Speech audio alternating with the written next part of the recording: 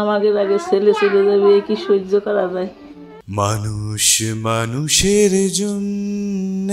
গানের এই কথা যদি সত্য হয়ে থাকে তবে সবার একটু সহযোগিতায় বেঁচে যেতে পারেন দুরারোগ্য মরণ ব্যাধি ব্লাড ক্যান্সারে আক্রান্ত ক্রীড়াবিদ ও ক্রীড়া সংগঠক রাজবাড়ীর গৌতম দাস।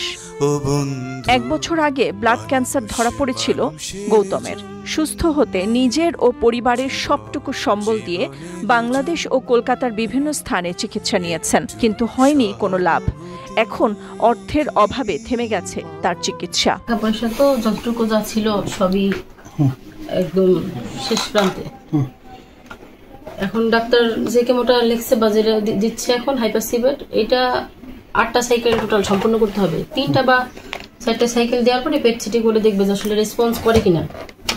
যদি রেসপন্স ভালো আসে তাহলে 8টা সাইকেল সম্পূর্ণ করতে হবে যদি রোগী সুস্থ থাকে।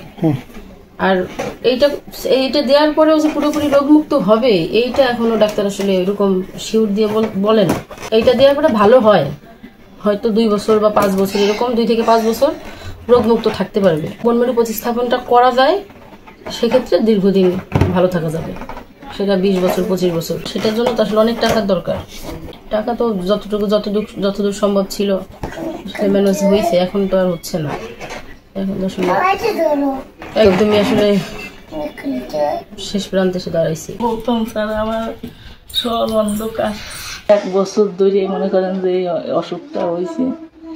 2 বছরের মেয়ে গোধূলি দাসকে আঁকড়ে ধরে এভাবেই কান্নায় ভেঙে পড়েন 40 বছরের যুবক গৌতম। একমাত্র কন্যা সন্তানের জন্য আরো কিছুদিন বাঁচার আকুতি জানান। বাবা মার বয়স হয়ে গেছে, ওদের দেখার কেউ নাই। আমার কোনো ব্যাংক ব্যালেন্স টাকা পয়সা কিচ্ছু নাই। আমার মেয়েটা লাত্তি গুলি খেয়ে বড় হবে মানুষের কাছে, আমি মরে গেলে। একদিকে শরীরে বহন করা ক্যান্সারের যন্ত্রণা, অন্যদিকে একমাত্র কন্যার চিন্তায় দিশেহারা অসহায় এক পিতা। বেঁচে থাকার আপ্রাণ চেষ্টায় চিকিৎসার জন্য বিক্রি করেছেন স্ত্রীর গহনা। কোনো জমি জায়গা না থাকায় আর বিক্রির মতো নেই তেমন কোনো সম্পদ। একসময় স্থানীয় একটি এনজিওতে চাকরি করতেন গৌতম। স্থানীয় স্টেডিয়ামে করতেন খেলাধুলা। রয়েছে অনেক পদক। পরিবার ও স্থানীয়দের একটাই দাবি, সচ্ছল ব্যক্তিদের একটু সহযোগিতায় বেঁচে যেতে পারেন গৌতম। গৌতম রাজবাড়ী জেলা এস গ্রুপের একজন খেলোয়াড় ছিল এবং ক্রিকেট খেলোয়াড় ছিল। সে আমার কাছে অনেক দিন যাবৎ প্র্যাকটিস করেছে ক্রিকেট। শুনেছি যে ওর ক্যান্সার।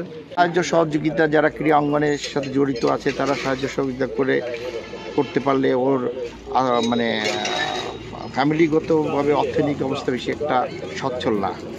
আমাদের প্রিয় গৌতম দা, যিনি সবসময় খেলাধুলা বলি, সামাজিক যে কোনো কার্যক্রম বলি, সবসময় যিনি আমাদেরকে অনুপ্রেরণা দিয়ে গেছেন যে তোমরা এটা করো, এভাবে করো। সেই দাদা আজ অসুস্থ। গৌতমকে সুস্থ করতে উন্নত চিকিৎসার দরকার, যার জন্য প্রয়োজন 25 থেকে 30 লাখ টাকা। সমাজের বিত্তবান ও দানশীলরা এগিয়ে আসলে গৌতমকে বাঁচানো সম্ভব। নিউজ ডেস্ক, সারা বাংলা।